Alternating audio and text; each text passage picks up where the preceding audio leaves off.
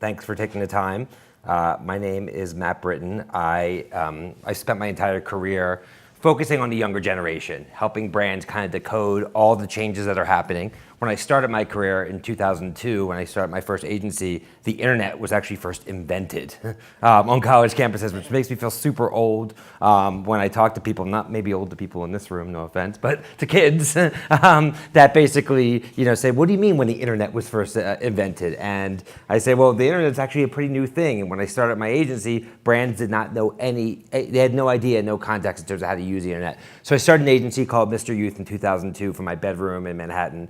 And over the course of 15 years, I built a pretty sizable business that grew up to 500 employees, worked with half of the Fortune 500. I had offices all around the world, and the agency was acquired by a French multinational holding company called the Publicis Group. I worked there for a couple years, and I wrote a book called Youth Nation, which is a bestseller, which basically is about what I'm talking about today, which is how the changes that young people are adapting right now, their cultural and lifestyle changes, is changing the future of the society and the business landscape forever. And that's kind of something that I think is a massive opportunity for anybody in business right now, because for the first time in history, big business decisions aren't made from the boardroom, they're actually made from the sidewalk. It's the consumer that's now in control, and the younger consumer who disproportionately adopts technology and new trends are the ones who actually have the ability to take down massive institutions. Think about the year that Instagram got acquired by Facebook for $1 billion. It was actually the same year Kodak went out of business, who was in business for over a century. The fact that Instagram was acquired was incredible for $1 billion because they only had 8 employees, and they actually were valued more than the New York Times, who was in business for 100 years. Started by a 20-something, right? So that's just one of so many examples of the power that young people have. A lot of people ask me, millennials, why do people care so much about this generation? And the reason why is millennials were the first generation to ever grow up with the internet in the household. And if you think about it, that kind of makes them a different species than every human that was born before them. The access to information, the speed, the ability to communicate, and the overall exposure they had to the world around them is unprecedented. And everyone's also asking me, well, what about Gen Z, the next generation? It's just going to be more Gen Y-ness or millennial-ness, if you will, because they were also born with the internet in the household. So they're not going to have as much of a seismic change on society as millennials did. Millennials really came into the workforce, and now they're shaking up everything, and sooner or later, millennials are going to be in the C-suite. And when that happens, you're going to even see more change. So I talk pretty fast. I have a lot of energy, maybe too much for 8:45 a.m. presentation, but hopefully you guys can kind of roll with me here. My presentation today is called Millennials A to Z. I basically go through every single letter of the alphabet. And every letter of the alphabet, I have a different trend that is associated with this generation and how they're actually changing society. It's going to actually go very quickly. It's going to feel like you're drinking from a fire hose. So if you need me to slow down, take a deep breath, let me know. But I believe in high energy. You're not going to see any words on my slides. And I'm going to try to engage you guys a lot. If you have questions, you can either spit them out, you can tweet them. My Twitter handle's on every single slide, so I'll try to address them at the end. Or if we have time, we'll do a quick Q&A, all right? So let's roll. A stands for access over ownership. Okay, what that means is that this generation does not want to buy the cars and the houses, the rite of passages in terms of buying things to define yourself. They would rather actually rent things or access them. Look at Uber, they're accessing a car. Airbnb, this is actually a very cool Flintstone-looking house in California, which you can actually rent on Airbnb. This generation wants to be mobile. They don't want to be stuck in one place. And since they don't want to be stuck in one place, they have no interest in actually buying a home and being stuck there. They'd rather rent an apartment, sublease it to other people when they travel, and rent other people's places all around the world. They'd rather access their music. The one thing Steve Jobs said wrong is that people want to own their music. Turns out they don't. They would rather just access their music because music change so much, they'd rather pay a monthly fee to rent or be able to access the music, but they don't want to actually buy a song which they're going to get tired of listening to. Apple bought Beats, which was a streaming service attached to it, because they finally figured out that was wrong as well. And you're going to see it happening over and over and over again. The ability to own things just isn't as important anymore. It's all about access. So the access over ownership kind of trend is also called the sharing economy, which is about consumers sharing things with one another. So there's also a variety of services right now that allow consumers to share, whether it's fancy clothing that they might wear once, or fancy fine china that they might get for a wedding that they're going to use once. It's really a communal state that's going on right now. The internet is connecting buyer and seller, or supplier and the person that's demanding it, and it's really creating a lot of efficiencies in our economy. Now, there's a big kind of gotcha here, which is that yes, consumers are spending less money on buying things, but it's not like they're spending less money. They're actually shifting those dollars towards experiences. So the status symbol is now the status update. Status update over status symbol. Experiences are now defining this generation. It's no longer the brands that they're actually wearing out there, it's the experiences that they have. When they're posting on Instagram, it's not their new Toyota Camry, it's that they're at Coachella, that they're front row at a Knicks game, whatever it may be. That's what defines them, experiences. B stands for the barbell economy. What is going on in the United States especially, but it's actually a broader global trend, is that the middle class is quickly eroding. Right now in the United States, there's 4 companies that are driving the ecosystem: Facebook, Apple, Amazon, and Google. Those 4 companies are worth $3 trillion. Companies, people that work for those companies or touch them or in their ecosystem are on the right side of this wealth disparity that's going on. For the first time in 50 years, since the roaring 20s, I guess it's 60, 70 years, 0.1% of the population controls nearly 25% of the wealth, okay? 8 people control more wealth globally than 50% of the bottom population. So this disparity is spreading out and out and out. The middle class is quickly withering away. Not a great thing, but it's the truth. Jobs are getting outsourced, things are getting offshored. So the jobs that used to exist for middle America are kind of going away, and the wealth is getting pushed towards the coast. So what does this mean for big companies? It means you actually need to pick a side. You either need to be a luxury brand or a value brand. You can't be in the middle. Look at the Gap. They just announced they're closing 40% of their stores. Why? The value side of the equation, they can't afford to shop at the Gap. The luxury side of the equation, they don't want to shop at the Gap. They find themselves in the middle. Target, they used to be about low prices, and they tried to move into the middle with fashion deals with Isaac Mizrahi, trying to be a fashion lifestyle brand. Disenfranchise the value shopper. Walmart, everyday low prices. Walmart continued to grow. Target said, maybe we need to actually go back to the value side, and they did.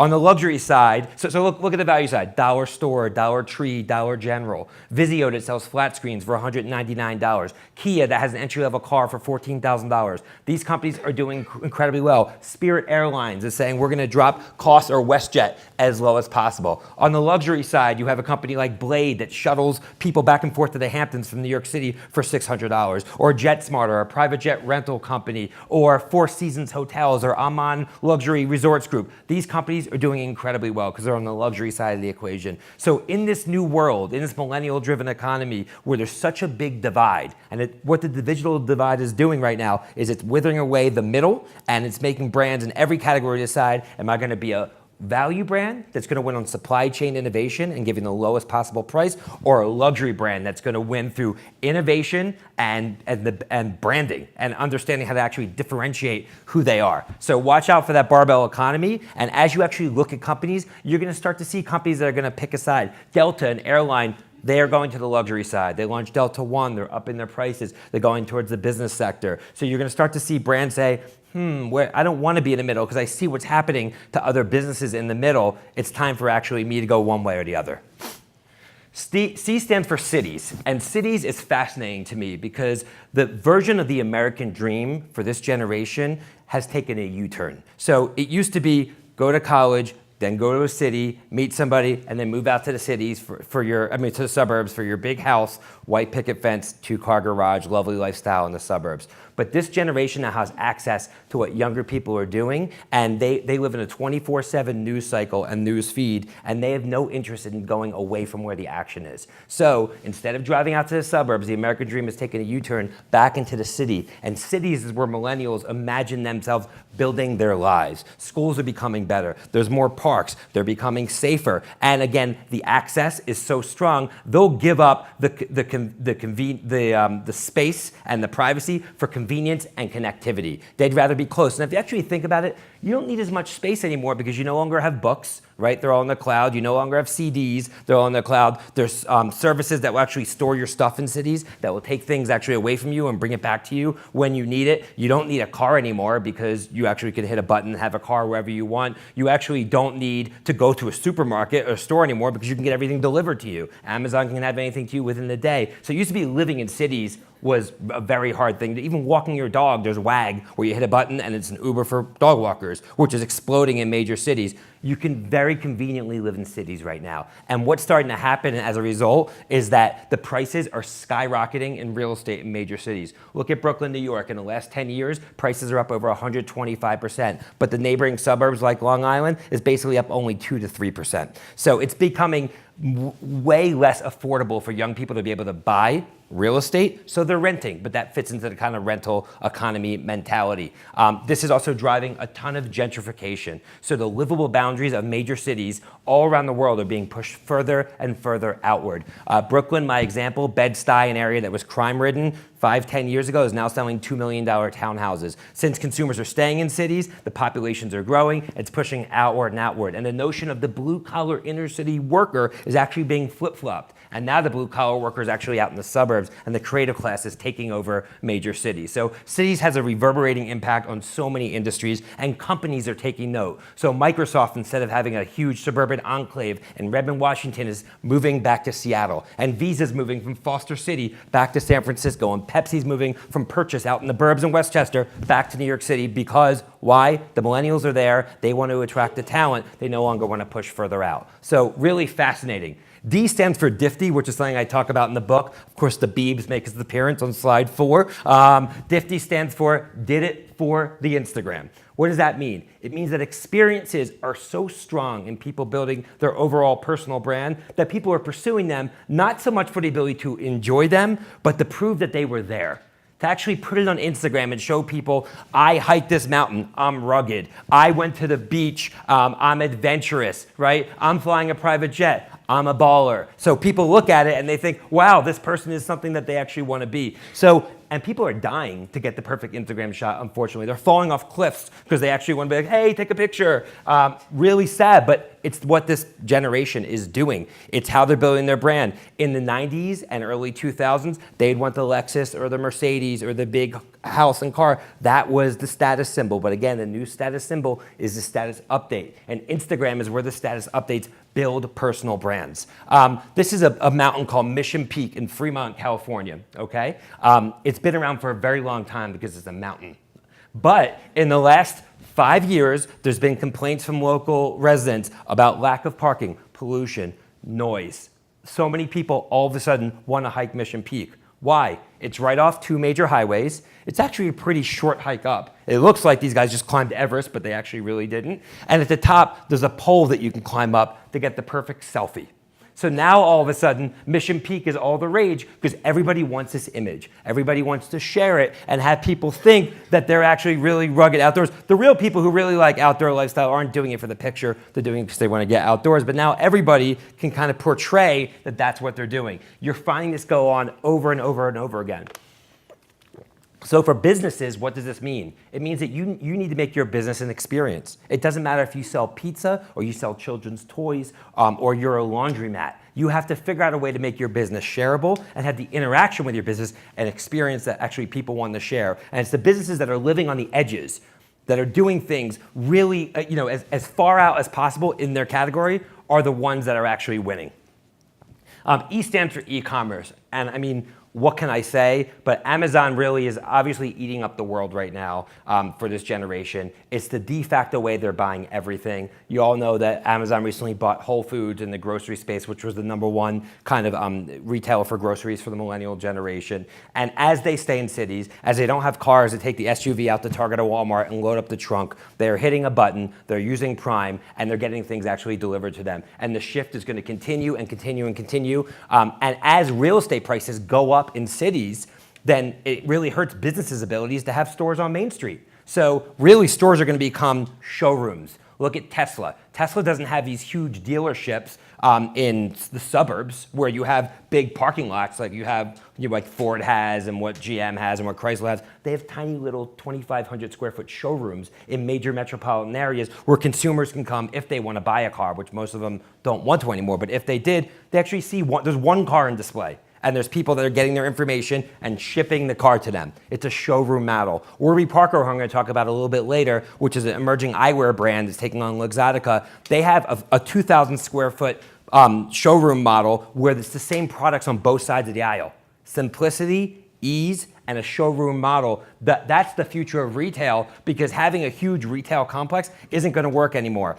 My office is in Soho in Manhattan, and I lost my Bose earphones, and I don't like holding the phone next to my ear. So I had a big conference call, and I tried to go get a pair across the street, and they had them, but I was in line for 5, 10, 15 minutes waiting to actually be able to buy the earphones because the person in front of me was fumbling through to try to find the rewards information. So I said, you know what, I don't have time for this. And it's a huge 2-3-story complex that Best Buy has in Soho on Broadway. And I just left. And as I'm on my escalator down to leave the store, I went on Prime, I ordered it, and I knew I'd get it tomorrow. Sure, I didn't get it same day, but with Prime now, I actually could get it the same day. And as I'm walking out, I'm thinking, this huge 3-room factory that Best Buy have, it's going to be an apartment complex in 2 to 3 years. And my experience is exactly the reason why. And if I don't have patience, but people are like, well, why don't you have 15 minutes? It's not that I just don't have 15 minutes. I don't have 15 minutes to wait in line, right? I'd rather be spending my time doing something better. And Amazon makes it so easy. So e-commerce, mobile commerce, that's just the default now. And you're going to see it happen more and more and more. F stands for Facebook, and a lot has been made of, oh, Facebook isn't, millennials aren't on Facebook anymore. And I can tell you all firsthand that's just simply not the case. First of all, Facebook owns Instagram, so they're all on Instagram, so that just eliminates that argument. But what Facebook has become is really the universal identity layer for the web. So if there's a marriage, if a baby is born, if somebody graduates, if God forbid somebody dies, they're going to go to Facebook to look, and they're going to commemorate people, and they're going to look for pictures, and that's kind of where you go. It's the dial tone of the internet. And nobody is leaving it anytime soon. I go on CNBC all the time, and when Snapchat went public, there's a lot of other talking heads saying, Snapchat's the latest entrant in the social media sector. There is no social media sector. There's just Facebook. They are the sector. There's no other social media companies. They've won.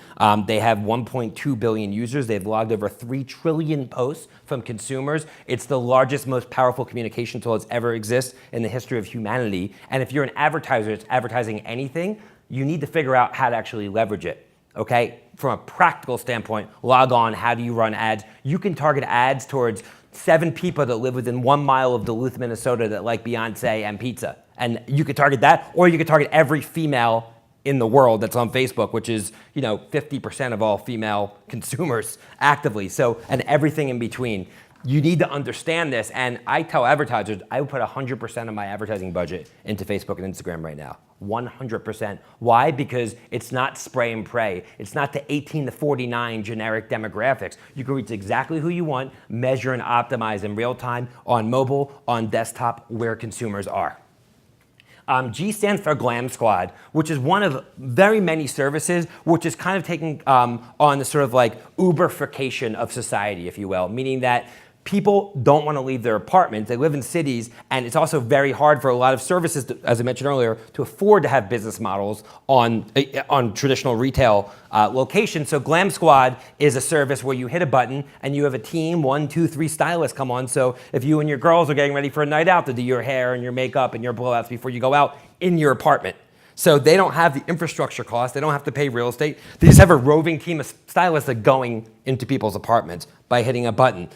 There's cleaning services where you can actually have somebody come in and clean your apartment, like Handy, where you hit a button and actually come in and clean your apartment. TaskRabbit, you can have handymen and people who can come in and do basically anything you want in your house easily. So the Uberification of society is real, and the next generation of service businesses are not going to have physical retail layers. They're going to be coming to you, which is convenient for the consumer, more cost-effective for the consumer, and frankly, a better business model for these businesses that don't have infrastructure costs. They can actually be a roving type of business the same way Uber is.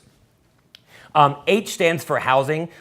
It's funny because I mentioned kind of gentrification a little bit earlier in terms of cities sort of expanding outwards. And the housing market's very interesting right now because what you're finding is that, this generation can't afford to buy a place in the major city. And as I mentioned earlier, they really don't want to. They don't have the wherewithal. They'd rather put their money towards experiences. A lot of people say, well, isn't that the traditional form of savings? Yes, but now it's out of reach. And now there's huge companies coming in doing major developments, gentrifying this Philadelphia, the city where I grew up in. I remember that block, and there was nothing that looked like that when I was 15 years old walking around Philadelphia, but now there's beautiful apartments popping up everywhere right now. And what's interesting is when gentrification happens in a city, and unfortunately the Amazon effect makes local businesses go out of business, one of three types of stores always pop up, more often than not. A Starbucks, and Starbucks is emblematic of sort of an experience. You need your coffee. Amazon's not going to deliver coffee yet. You need it right away, at least I know I do. Or a restaurant or something that people can actually experience. A bank, because there still is a lot of consumers that feel like they need their cash or they want to bank in person, although I definitely see that going away. Or a pharmacy, like a CVS, where you can actually go in and get your convenience items that you actually need right away, which actually might be going away. Well, those are the ones that always pop up in major cities because those are the things that you actually need now. Everything else you don't need now, again, it's either a showroom model or you're just going to order from Amazon. So that's the gentrification impact it's hitting on cities. The complete landscape of cities is going to change over time. And in the suburbs, shopping malls, forget about it. Over time, the shopping malls, and they're already starting to go out one by one, unless they integrate experiences, whether it be like rollerblading or bowling or something where you can bring the kids and it's actually more of an experience, it really just, the business models don't add up anymore. I stands for influencers. So lots been made about influencers in terms of the new path to reach consumers. And the reason why is that as consumers spend more time on their phones and they're looking at their phones, they're doing one of three things. One is communicating, texting, messaging, etc. That's how Snapchat kind of blew up, is through the messaging layer. Two is gaming. Not enough attention is paid to gaming, but people spend so much time or waste so much time gaming on their phones. And the last third is content consumption, reading, watching videos, etc. And when they're consuming content, they're doing so more often than not in a social newsfeed, mostly Facebook or Instagram, but also Twitter and some other platforms, Pinterest, etc. And when they're consuming content from a social platform, they're looking at content not from companies, but from individuals. Individuals are the new networks. The people now actually have the audience. So it's not that actually NBC, ABC, CBS, it's LeBron James, Kim Kardashian, Justin Bieber. They're the ones that have the audiences. And it goes all the way down. If you sell fishing rods, there are people that are experts in fly fishing. And that's what they do when they take pictures in Montana and the greatest fly fishing places ever. If you want to sell a fishing rod, you should work with that guy and actually have him use your fishing rod because he'll talk about it and he'll get it sold. That's why influencer marketing works. Now it's kind of becoming a caricature of itself where you have all these like Instagram models who say they're basically famous just for being famous and they really don't move the needle. But if you know how to do it right, if you know why somebody's influential and you tap into them for it, this could be a very, very powerful channel. J stands for jobs and the future of jobs. And the future of jobs has changed. When I was growing up, my parents said, be a doctor, be a lawyer. That's the path to make six figures and be successful, or work for a big company and work your way up to the C-suite over 30 years, a very clear path. But now the reality is the average age of a company on the Fortune 500 is less than 10 years old, okay? And in the 1960s, it was 50 years old. Companies used to be around for a lot longer, but there's so much disruption that nothing is sacred and nothing is guaranteed anymore. Also, companies are downsizing. They're looking in the freelancers. And because of that, individuals know that maybe they shouldn't be looking for a job, but a series of gigs. So we're entering something called the gig economy, okay, where people are searching for gigs, not jobs. What that means is if you have a marketable skill set, like you're a Ruby on Rails coder, or a YouTube search engine optimizer, or a humor writer, right? Something that people actually really need, you can put up your services, and if you're smart about it, you can make an enviable income, have the freedom and flexibility that you actually need. And this freelancer economy is for real, and more young people are saying, I don't want to go work for a big company where they don't care about me, they can lay me off at any time. I want to be the CEO of me. And there's tools out there like WeWork, which is really, it's the #1 commercial real estate tenant in 10 major cities around the world. I wish I had this when I started my agency, where I can rent this desk for $150 or $200 a month, sitting next to a designer, sitting next to an engineer, sitting next to a writer, you name it. And I have a culture that rivals Google, but I just rent a desk. We all share a receptionist. They come in and give you massages. You can rent conference rooms. So WeWork is exploding. It's catering to the gig economy, allowing individuals to become the CEO of themselves. And as companies contract, when they move into cities, they'll realize, I want a smaller full-time workforce, and I'm going to tap into freelancers to deal with the fluctuations and evolving needs of my business. So as a result, full-time job is no longer kind of where it's at. The freelancer movement is for real, and I think it's great for individuals. I think it's great for companies, and I actually think it's where the society and our economy actually needs to move towards. K stands for the Kardashians, and it's funny. I do another presentation called Instagram Killed the Television Star, and one of my points I always make is that the Kardashians have a bigger impact on culture than the Beatles did. And I get like hate mail and hate tweets, and people are like, you don't like real music. And I'm like, I never said I want them to play an acoustic rendition of Let It Be. Let's be 100% clear. What they've done is they've essentially built a media network that has a bigger reach than News Corp or Viacom. They started with a TV show where they got young women to really care about their lives, and they went to social media platforms and they shared every aspect of their lives. And now, when they recommend a makeup, or when they recommend, a new hairbrush, or you name it, shampoo, anything, it sells out instantly. Sites go down because people. Yes. Do you have a question? No, it's just. You're agreeing. Yeah, Kylie Jenner is set to make $1 billion. Yep. In 2 years. I almost put that in there. She has a fragrance line. Kylie, who's the one at the bottom who's 19 years old, has a fragrance line that this year did $420 million in revenue. She's 19 years old. There's companies that have been around, like Tom Ford, like a very prestigious fashion brand. They're only at $500 million. They've been around for 12 years. So it just shows how quickly, if you build an audience, how powerful you can be. Again, it reinforces the power of influencers, but it shows the power of really individuals as the new network. And that's going to change everything, where these guys are going to be a network. Now, it kind of started back in the day with like Martha Stewart and Oprah, right? But they were TV-based brands, and they didn't have social media. They still do rely on traditional channels and traditional TV networks. These guys don't have to rely on anyone. If they want to reach somebody, they could do it. And it's funny, Kim Kardashian makes $500,000 to put one Instagram post up holding a product. She doesn't have to leave her house. She doesn't have to fly anywhere. Doesn't need hair and makeup teams. Nothing, because she has production and reach in one. You actually get the image and you get the audience with one check, and it moves products. I mean, think about how lucrative that is. And that's why, and consumers are on Instagram all the time. It's just so very powerful to reach consumers. L stands for live, which is kind of the next iteration of where social media started. If you think about it, social media started with text, with Twitter, then it went to, and Facebook, then it went to images with Instagram, and then it went to video with Snapchat, really ushered in the social video era. And now we're at live, where consumers are actually turning on their phone, and far less interesting with consumers to see what they're doing live. But when Justin Bieber is laying in bed and he puts his phone on, he just stares, he'll get 400,000 people just watching him pet his dog, because people are so obsessed with the celebrity lifestyle. So going live for celebrities in terms of broadcasting their lives is almost like The Truman Show, the movie, that if you guys have ever seen it, or there's a new movie with Tom Hanks that came out called Circle, which I'd recommend. That's kind of like where we're headed right now. Katy Perry's last album, she's one of the biggest pop stars in the world, for 24 hours before her album came, she broadcast her whole life live, and people love that, because we first started to see it with reality TV, with like The Real World and Survivor and Apprentice, right? That people were way more interested in scripted characters, and social media kind of started, and we all realized that we all like people versus scripted characters. Well, this is kind of pushing it to the nth degree, and it's kind of social media and TV kind of coming full circle. So live is a big evolution in where social's headed.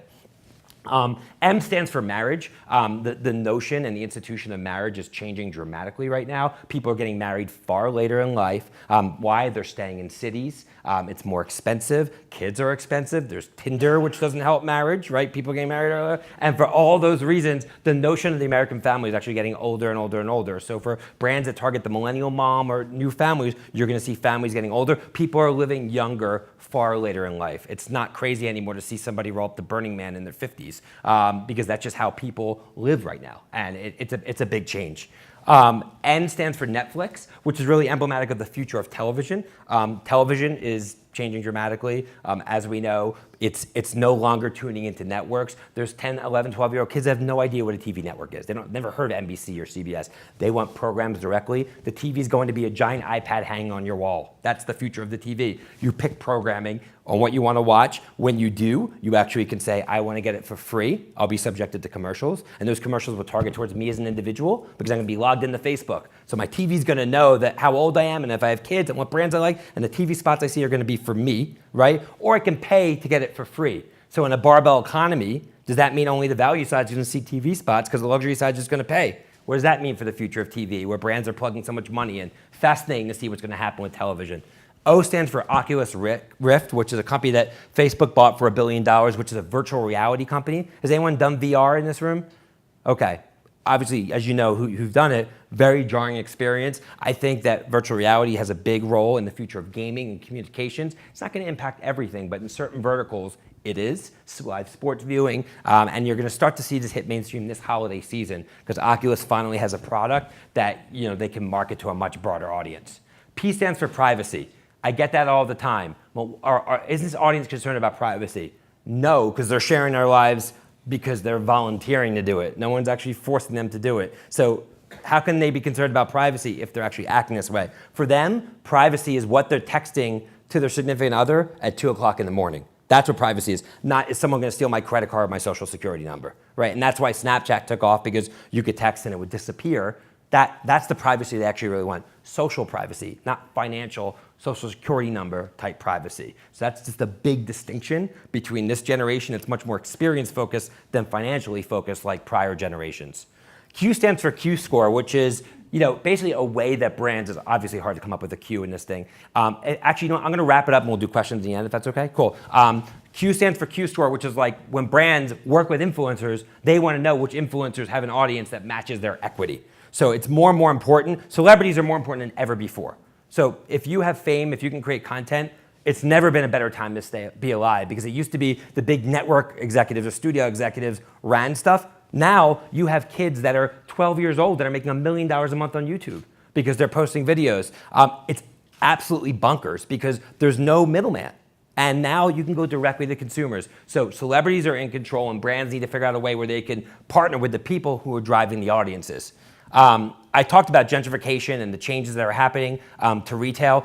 Our Rent the Runway, so I talk about the sharing economy. I don't know how many of you guys know what Rent the Runway is. It's basically a high-end clothing store that you rent clothing instead of buying it. Because most women will buy expensive dresses and wear it once and it'll sit in the closet. So now you can rent it for a fraction of the price, take the Instagram with it. Nobody knows they actually don't own it, right? No, you'll never tell. No one's business, right? And you return it and you still get the benefit. And with all that money you saved, you can go out to a great dinner or a great nightclub or whatever it may be. So that's another version of the sharing economy hitting an industry where people would think no one would ever want to share clothes. Well, guess what? They do. It's just done in a very fancy way.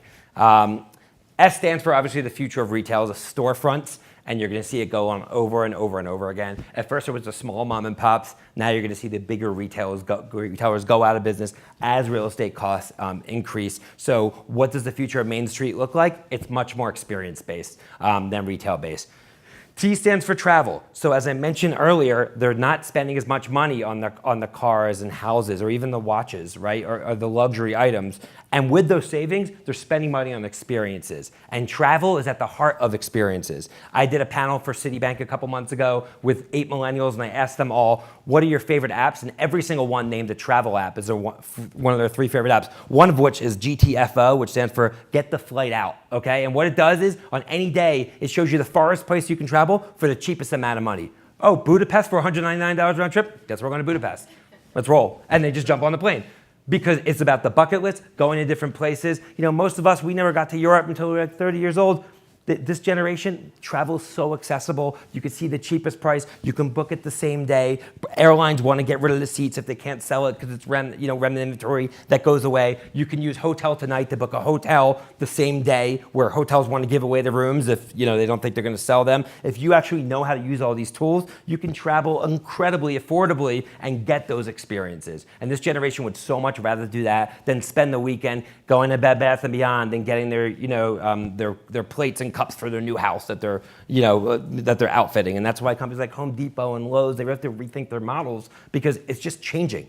these people are not moving into suburbs or they don't want to. Hasn't happened quite yet, but you're kind of starting to already see it in the real estate costs. But moving forward, the cities are just going to keep going up. I mean, that's basically where this world is headed. U stands for Uber. I can't even stress how this has changed and supported this city-based, urbanization-driven lifestyle, where if I'm an auto company right now, my main focus would be either obviously you want to have a battery-powered or efficient, sustainable model like Tesla's doing, go in that direction because that's where the world is headed. And secondly, I would build cars for Uber because these people don't want to buy cars. So Uber is going to basically take over. In New York City, it used to be all yellow cabs. Now it's like no yellow cabs, it's all Toyota Camrys. Toyota is doing very well from Uber because they're selling cars directly. This really empowers this generation to be mobile without buying a car. And it's not just buying a car. You have to pay for parking and tolls and gas and insurance and all those things. It's just not worth it. They don't really fancy to own one anymore. V stands for voice, which is I think is the next big thing. So I got into an argument with an educator at Lincoln Center when I did a keynote a couple years ago, and I said, they shouldn't teach handwriting in schools anymore. Everyone's typing. Like we're teaching our kids handwriting, and Japan is teaching their kids how to write algorithms. Like they're gonna crush us in 10 years. What are we doing? And she got really upset, and she said, well, there's something about handwriting. Well, guess what? I'm gonna go back to that same woman who's incredibly smart and lovely and say, they shouldn't even teach typing anymore. Because I think in 2 to 3 years, no one's gonna type anymore. They're just gonna talk into their phone. Okay, voice recognition is becoming better and better and better. Type anything that saves the consumer time, they're gonna do. Amazon save time. People are like, oh, shopping's so fun. It's really not, and there's a lot of other things you can do for fun, like travel to Budapest for $199 apparently. But it's about convenience for the consumer. Voice gives them convenience, and voice recognition isn't there yet. But it's getting there. You look at the best companies in the world, Amazon with their Alexa, which is by far going to be the #1 gift this holiday season. Everybody wants an Alexa in their home. It's $50. If you don't have it, you should buy it because it'll tell you a lot about the future of where this world is headed. And what's interesting about Amazon, if you want to order batteries on Amazon, the only on Alexa, so you say, Alexa, order me batteries. The only one Alexa will send you is Amazon Basics batteries because they know it's a low involvement category and you don't really care about the brand of batteries. So why buy a Duracell? And that's their own brand. So they're actually using that convenience to actually drive their own product sell-through, which is why Jeff Bezos is now the wealthiest man in the world, and it's only gonna continue. But it's not only for and Google is Google Home, but it's also just typing. Siri, the new iPhone 8 is gonna come out, Siri is gonna be 50% better. And 2 to 3 years, it's just gonna be perfect. And your voice recognition is gonna be better from a phone than how a human can actually hear you. And one day you'll be much more likely to have a typo than you will with the voice recognition being wrong. And that's why I think voice is gonna get bigger and bigger and bigger in the years ahead. And I would really understand the impact of voice on every single industry. W stands for Warby Parker, which is kind of like the new breed of brand building. So Warby Parker took on, 2 guys who went to Wharton Business School, took on a massive sort of monopolistic company in the category called Luxottica that owns like Pearl Vision, and basically every single company that sells eyewear went through Luxottica. And they said, you know what?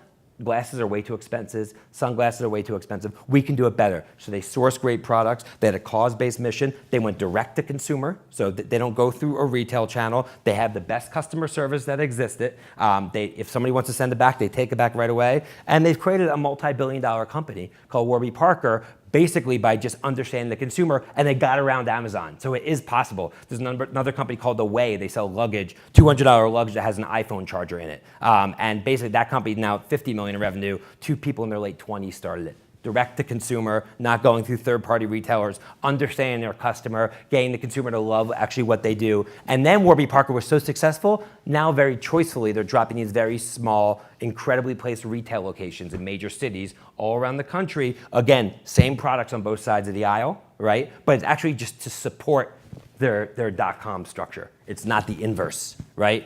Amazon as well, they're having physical bookstores now. They're not gonna make money from that. It's a marketing channel. It's a way that actually can touch the consumer. Same with Warby, their business really lives online. It's really the future of sort of new brand building. X stands for experiences. Has anyone ever heard of Color Run? Great, so Color Run, people show up, for those of you who don't know, wearing all white, and when you get there, all white t-shirts, you're doused with colorful powder, creating the perfect Instagram moment. Everyone's got their phones out. People usually don't have their phones out in a marathon, right, like that, right? But they're doing because it's about the experience. The races are untimed. It's about the experience. When you're at the end, there's a DJ that has a concert for everybody, right? It is one big experience with fitness in the middle. There's Tough Mudder, which a bunch of the people who work for me did, where you pay $300 to climb through freezing cold water under barbed wire for the luxury of doing that. So you can take a picture and everybody thinks that you're rough and rugged, right? Who's out of business right now? Bally's. Remember Bally's? Huge gym. Why? They were just a gym. You walked in, you basically had equipment, and you went home, and it was a membership. Out of business. SoulCycle, Flywheel, Barry's Bootcamp, the list goes on and on. The future of fitness is about experiences. The future of every category is about experiences. Restaurants, there's a company in New York City called Sugar Factory. It's like the kid's ultimate dream. The sundaes are this big. They all take pictures of them. People wait in line for overpriced burgers. That's what people want to do, right? My friend started the company Tao Group, the restaurant Tao. It's like this huge Pan-Asian palace, right? It's an experience. It's like nightclub meets restaurant. That's the future of dining, not just going to a nice restaurant with good food. It's not enough anymore. Y stands for YouTube, and for the younger generation, especially Gen Z, forget about it. This is where they're spending their time. This is the new television. These YouTube stars, there's a guy named Logan Paul. He had an amazing video I watched on the way here. He took it was kind of mean, but I'm just telling you what he did. I'm not saying it's right or wrong. I'm trying to be politically correct. He took a vertically challenged human, okay, put them in a suitcase, checked him on a flight from New York to Paris, and he made it. He came out of it was insane, tens of millions of views. This guy, Logan Paul, makes $2 million a month from YouTube because every video he has, YouTube, which is owned by Google, served advertisements. There are kids, there are young kids, I'm telling you, 10, 11, 12, 13 years old that are making $200,000 a month, $50,000 a month. Crazy numbers because these young kids identify with other young kids who are sharing their lifestyle and they're just sitting there watching them all day. That's how big YouTube is. There's this whole world going on that people have no idea about, and if you're exposed to it, it's absolutely mind-blowing. So if you look up YouTube stars, teen YouTube stars, and it's really amazing because it really democratizes opportunity. Right? You don't just have to have connections or have a mom who knows, a fancy Hollywood agent. If you're good and you have talent and you're dedicated, and the same thing goes for B2B. There's a ton of people in the business world that aren't the most talented, but they just create content, they share content, they give value to their audience, and then people think that they're an expert, and they get more and more business, right? That's how I'm fooling all you guys right now. I put up a lot of content. Just kidding. But YouTube is huge. Z stands for Gen Z, so Gen Z is the future. I'm starting to shift a lot of my dialogue to Gen Z because more and more brands want to know what's next. I think Gen Z, the big drivers are voice. I think it's mobile commerce. I think it's the end of television. There's one thing holding up television right now, which is live sports. It's the only thing watched at scale live. And the National Football League is one of the biggest drivers, as well as FIFA soccer globally. And in National Football League's instance, their contracts with major networks is going to end. And I can tell you that Google, Apple, and Microsoft have more money in the cushions of their couches than the companies that are currently paying for their ongoing licenses. And when the NFL shifts to a streaming-only model, cord cuttings are going to happen, and that's when the TV does become a giant iPad on your wall. And that's where ABC, NBC, CBS, and these huge networks really cease to exist. And by the way, those are where big brands are spending 80% of their dollars, and then what are they going to do? So in the advertising media world, which I live in, it's just fascinating. But for consumers in general, the TV world's going to change, and TV is a big deal. So this is the people talk about the end of TV. Gen Z is going to be driving and ushering in the end of TV, the end of traditional retail. I think education for Gen Z is really being questioned because in this freelancer world, people don't want to go into debt to go to college anymore. They just don't see the value. They see all these stars. Mark Zuckerberg dropped out of college, albeit Harvard, but a lot of people who created these incredible companies, they dropped out of college. Some of them didn't even go to college because they're just smart. They get it. They can learn through the web. They don't really need to go. And instead of going through and getting debt, et cetera, and that's a big thing. So I think higher education is going to have to take a turn. Education in general in this country needs to evolve because it's really romantic on things of the past. But we need to prepare our youth to be able to kind of compete on a global basis. And right now, we're not. And on a global basis, there's consumers that are much more technologically savvy. So that's my Z, and that is my alphabet. So if we have time, I'd love to see if you guys have any questions. I know we had at least one right there. Yes? I had two comments, actually. Great. When it comes to privacy, there was a panel, young 8-year-olds, they were questioned, can you explain privacy? And not one of them could. Right. Not one of them knew. And then secondly, and I have this thought all the time, is when you see the commercials on TV about the DNA. Send your DNA in, we'll tell you where you're from. I have Ancestry, to say, right. what happens to that? You have voluntarily sent in your DNA. I did it a couple weeks ago. In the future, who knows who gets it, what it does? Can they splice it? Can they dice it? Can they do whatever? You have voluntarily given up your DNA. Now, But can somebody really take your saliva and make What another can clone a happen? baby from it? I mean, what can happen? if that's What who can knows? happen? We're talking about all Right. these many possibilities. Right. We as human beings are giving up our DNA voluntarily. Yeah. So I have to question what Yeah. happens to it after that. Yeah, that's interesting. I never thought about that. Yeah. But they did tell me my ancestry, which was pretty cool. So maybe that's worth it. But it's a great point. Yes. Question? Anybody else raise their hand? Anything else? Right here in the front. What's the biggest pushback you get when you're advising companies and clients to all of this? Fear. People work at big companies because a lot of people that work at big companies do so because they don't want to get fired and they want to go the route up. And they say no one ever got fired for hiring IBM. Well, no one ever got fired for buying TV. It's just fear. Everybody knows that this generation is not watching TV commercials besides during live sports. They just know it. No one's watching it. Everyone's streaming whenever they want. Yet they're spending all their money in doing it because they're just scared. That's really what it comes down to. And what's happening out of fear is their companies are going away. They're literally going away. Like, look at this company called Dollar Shave Club, started by a 20-something, that basically took 20% of the razor share and sold this company for $1 billion to Unilever. I worked with other companies that make razors, and they've been talking about subscription services for years. No one ever did it, right? So that's really why. So you're saying companies almost would rather go out of business than... Well, there's a difference between what they say and what they do. Because the reality is that most major companies, they basically have to appeal to Wall Street and their investors. And in order to actually disrupt your model, like look at Netflix, okay? Reed Hastings saw that 95% of his revenue was renting DVDs, but he saw the next generation wasn't going to use DVDs. 5% of their revenue was streaming. He pivoted away from 95% of his business. The revenue plummeted to go towards streaming, and now look where they are, right? Did Blockbuster do that? Of course not, because they didn't want to drop their sales because then the CEO would figure he'd get fired, and he's retiring in 2 years anyway, so he doesn't want to lose a stock option. So that's really what happens, is it's fear, and it's the individual myopic thinking that's stopping companies and individuals from disrupting actually what's going on, and the young people don't have fear. And that's why it's really, and they also understand it much better because they grew up with it. Back here, yes? I consider myself more millennial-minded. I can tell. Yes. Do you think that is really yes, we're talking about the millennials. 100%. Spreading to us. Yep, of course it is. I think that's a misnomer. It is, and thank you for saying it. So my book I wrote is Youth Nation, and it's basically about the millennial mindset. It's exactly right, because it's about understanding and being progressive. Embracing it. Yeah, embracing it and understanding where it's at. And Fantastic. of course, it doesn't matter how old you are, or it basically matters. It's you understand where the future is going. Don't hold on to the path. When the airplane was invented, people were like, it's going to bring people away from their families. And it does. I live in New York, both my brothers live in Los Angeles. It sucks, right? But I wouldn't be able to be here talking to all of you if there was no airplane. I wouldn't be able to get home tonight if there was no airplane. So with every progression in society and technology, there's obviously downsides. I have people saying they're staring at their phones all the time. They're not talking to people. Well, maybe in the past they actually really didn't want to talk to people. It was just awkward. They had to fill the sound, right? Maybe it's okay that the couples that are at the dinner on their phones are looking at each other, because maybe if not, they would just be complete silence. So at least they're doing something.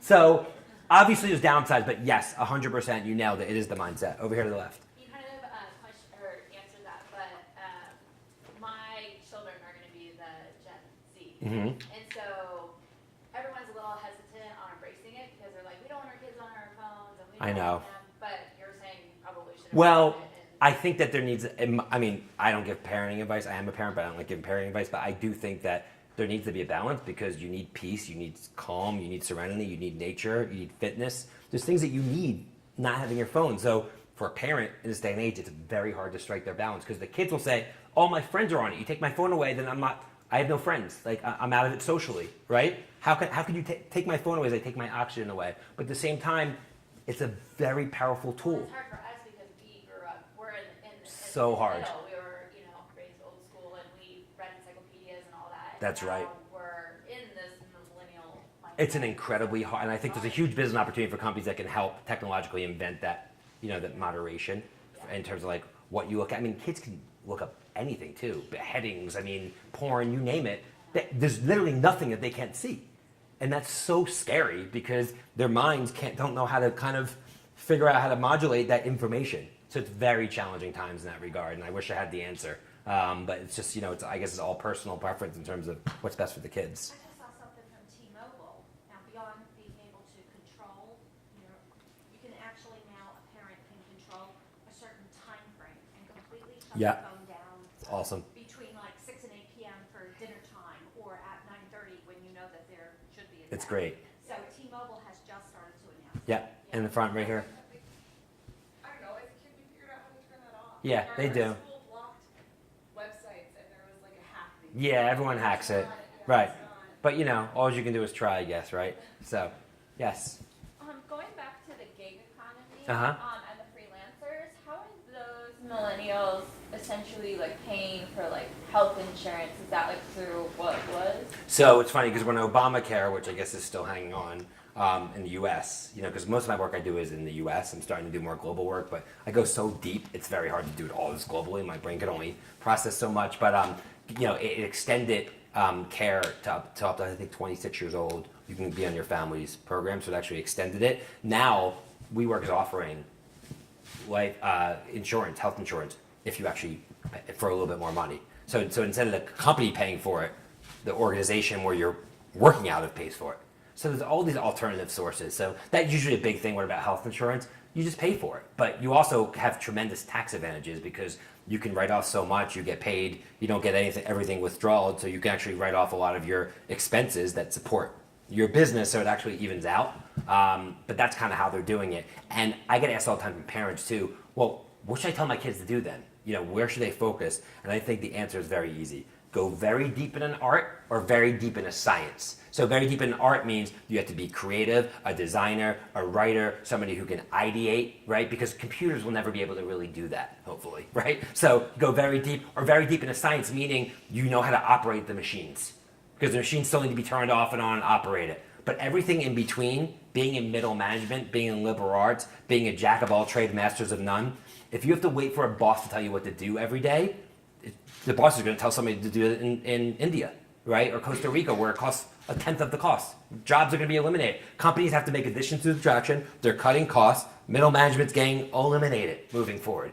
Deep in art, deep in the science, that's how you win in the gig economy. That's how you win working for a big company. And that's really what you need to understand, which is why I don't think, some of the things that we're being taught right now just make a whole lot of sense. Because I think it should, and I think you're going to see a resurgence of trade schools and specialized skill sets because no one's great at everything. Like the notion of a straight A student just doesn't make any sense anymore. You have to be an A+ in one thing, right? Like LeBron James does quite well for himself. He was an A+ in basketball, right? So if you're an A+ in fashion design, do that. You don't need to be a historian too, right? So I think that's another thing is go deep and be great. Figure out what you're great at and just do that one thing. I'm okay if my kids get an A+ in one thing and all Fs, right? I just am. Because if they're good enough at that A+ thing, they're good to go. And we always kind of try to, romanticize the whole notion of a straight A student. I just don't think it makes sense in this day and age. So tell your kids to go get Fs. See how that works out.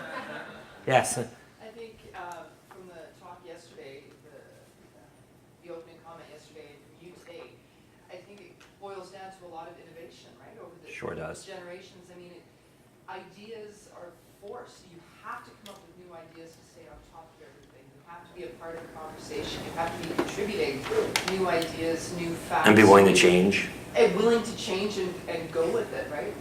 People aren't staying at the same job for 40 years anymore. People are changing their careers 5 times in our generation, right? That's right. So you have to be willing to go with the flow and change and adapt And where would this, participate. where would the economy be in North America without Google, Apple, Amazon, and Facebook? Like, without those companies, what is that? You actually start to think about it, like what those companies have done to our economy, and the future of innovation. You eliminate them, and really it's just who can get the cheapest supplies. And China makes people work a lot harder for a lot less money. They're way more productive at outputting supplies. So really the only hope in other countries is really just innovation. That's all you have is to change things and use technology to bring it forward. Otherwise, a lot of the countries who were successful in the last 50 years are just going to, from an economic standpoint, just get withered away. What else are they going to win on? So, yes. How do you see some of these factors affecting the event industry specifically? So events are huge because experiences drive personal brand. So now for brand marketers who want to get behind events, it's all about content creation and scaling because events are expensive. I used to produce huge events at like spring break and all this stuff for brands. But the issue was it was so expensive and you only have 400 people come to your event a day, or 500 because it's just the law of physics and space, right? So how do you get ROI? The way you get ROI is you turn that event into a platform to create content, which then you can use social. So say I have 500 people I capture content from, I can go on Facebook and target all their friends, right? And pay to do that. Now all of a sudden, instead of reaching 500 people, I've reached 500,000 people for for a little bit more money. But I think events are huge. They're not going away. People still need to come together. And I think it's just how you execute that. Right here, yes. Be careful that you don't end up like Fire Festival where you spend all of your money trying to get those in who are Of course. influencers and not put any money into Yeah, I wrote about that this morning. It's funny you say that. Yes, in the back. 25%. My millennial in the audience, yes. 25% of all marketing is now event-oriented. Mm-hmm. And that's why the event industry is going through the roof. That's, And the other thing is, we talk about, we are in the era of the temporary marketplace. The pop-up shop sure sounds like a trade show, sure sounds like It's not. like the event industry is the There- temporary marketplace. you're 100% right. And people, you look at like South by Southwest, Coachella, Burning Man, all these huge events, like, EDC, which is a huge electronic dance festival in Las Vegas, has more people that go every year than went to Woodstock. Music Planet in Holland had 60,000 people a day for 6 weeks, and they streamed it, and 30,000 people in other markets watching Yeah, the stream. it's massive because this generation isn't stuck to their houses and cars, and they're going there and they want to be together and they're seeing everybody else is there. If you think about it, 20 years ago, 10 years ago, if somebody was 40 years old, they had no idea what 20-year-old people were even doing. So they were just locked out. Now everybody knows what everybody's doing, and everybody just wants to go to the best stuff. And with the population density right now, right, it's events can be so much bigger because people are in cities, they're not as spread out. So, any other questions? Cool. Well, guys, you've been an amazing audience. If you have anything else, come ask me, and it's my information. You can get in touch. Thanks.